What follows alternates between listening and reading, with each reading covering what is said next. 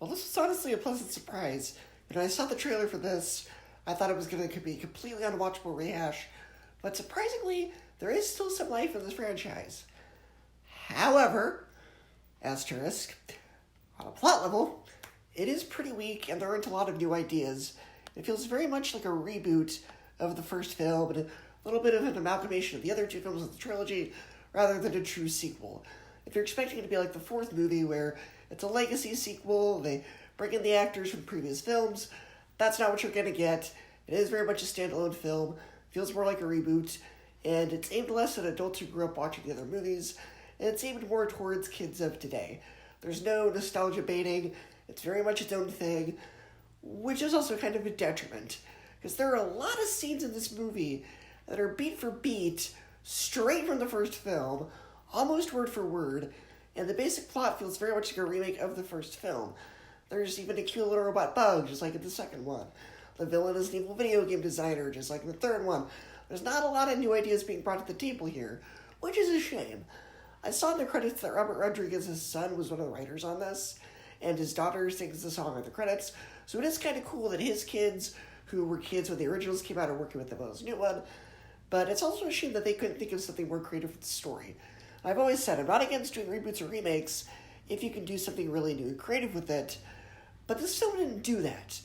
But I can't really complain that much. I mean, Spy Kids, Shark Boy and Lava Girl, Shorts, those have all been films pretty much exclusively for kids, so it is right in line with those.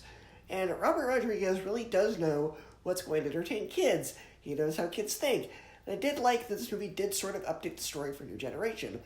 But the first three films, they came out around 20 years ago. I was watching them when I was a kid. Man, that makes me feel old, but it's true.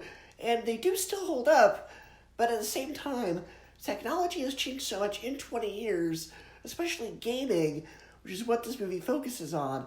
And if you're a kid, it's really going to speak to you. And I will praise this. Thank goodness it is a very clean film. There aren't any mixed messages or messages I'd be uncomfortable with if I had kids. Now, I have relatives and friends who are parents of young kids. They're always looking to me for movie recommendations for their kids. And I usually have to put a disclaimer when I recommend something. I go, yeah, I liked this movie. It's really good. But there is some language, or there's a moment of innuendo, or there's some iffy messaging. This movie doesn't have any of that, which is more than I can say for even the Spy Kids movies that I grew up with, because rewatching them this week, I noticed that the character of Carmen uses a substitute for a certain curse word in those, but this movie doesn't even have that. So this is a movie you could feel good about putting on for your kids. As an adult, though, it's not going to do much for you, especially if you're someone who did not grow up with the other movies. But I thought this movie was fine.